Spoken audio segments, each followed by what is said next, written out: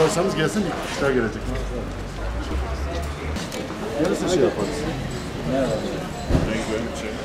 Senin şeyin nerede? Hepsi altında böyle. Nasıl geçen gün Ne anlatalım? Ne yazıyoruz?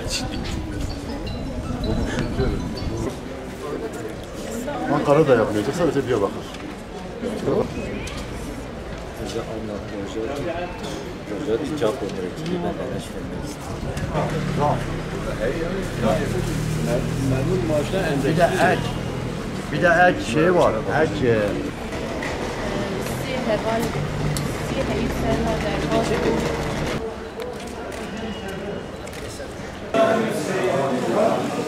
Şuraları bir kim?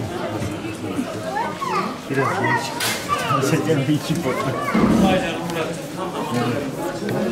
Biraz geri çıkın bir iki pot. Tamam. Şimdi orada var bak. Mehmet Şahin'e Teşekkür ederim. Kırdı hizmeti evgini bir şey. Hadi. Mehmet Şahin.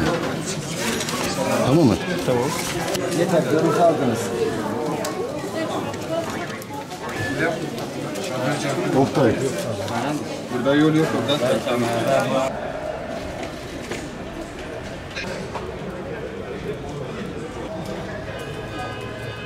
Kahacı.